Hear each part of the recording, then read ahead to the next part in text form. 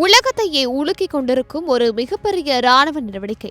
Venezuela அதிபர் Nicolas Maduro மற்றும் அவரது மனைவியை அமெரிக்க ராணுவம் அதிரடியாக தூக்கிய அந்த சம்பவம் அடங்குவதற்குள்ளேயே அடுத்த அதிரடி ஈரானில் இருக்குமோ என்ற ஒரு மிகப்பெரிய கேள்வி உலக நாடுகளிடையே எழுந்திருக்கிறது. ஒரு பக்கம் வெனிசுலா தலைநகர் காரகாசில் புகைமூட்டம் அடங்குவதற்குள், மறுபக்கம் மத்திய கிழக்கில் போர் மேகங்கள் இன்னும் உக்கிரமாக சூழத் தொடங்கியுள்ளன. நள்ளிரவு அமெரிக்க சிறப்பு படைகள் நடத்திய மின்னல் வேக தாக்குதலில் வெனிசுலா அதிபர் மடுரோவும் அவரது மனைவியும் சிறைப்பிடிக்கப்பட்டனர். இந்த தகவலை அதிபர் டொனால்டு டிரம்ப் அதிகாரப்பூர்வமாக உறுதிப்படுத்தியதோடு அந்த நாடு இப்போது அமெரிக்காவின் கட்டுப்பாட்டில் இருப்பதாகவும் அறிவித்துள்ளார்.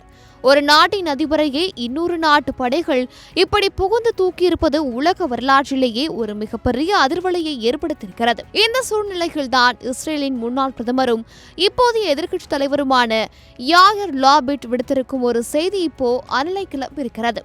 வெனிசுலாவில் என்ன நடக்கிறது என்பதை ஈரான் அரசு மிக கவனமாக கவனிக்க வேண்டும் என்று அவர் தனது எக்ஸ் தளத்தில் பதிவிட்டுள்ளார். இது எதுவும் சாதாரண பதிவு இல்லை.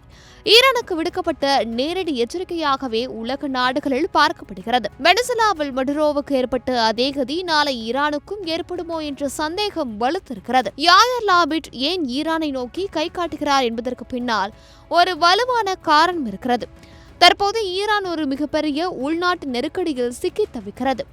கடந்த 7 நாட்களாக தெஹ்ரான், மஷாத் மற்றும் கோம் போன்ற முக்கிய நகரங்களில் விலைவாசி உயர்வு மற்றும் வேலையில்லா திண்டாட்டத்திற்கு எதிராக மக்கள் வீதிகளில் இறங்கி போராடி வருகிறார்கள்.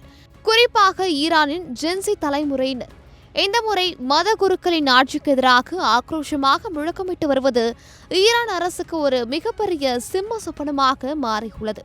ஏற்கனவே அமெரிக்க அதிபர் டிரம்ப் ஈரான் அரசு தனது நாட்டு போராட்டக்காரர்கள் மீது துப்பாக்கி சூடு நடத்தினால் அமெரிக்கா கண்டிப்பாக தலையிடும் என்று பகிரங்கமாக எச்சரித்திருந்தார்.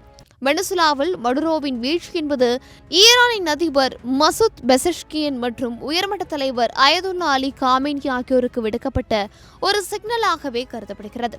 அமெரிக்கா தனது எதிரி நாடுகளின் தலைவர்களை நேரடியாக குறிவைக்க துணிந்துவிட்டதால் அடுத்த குறி ஈரான் தானா என்ற அச்சம் உலக அரசியலில் தொற்றிக் கொண்டுள்ளது.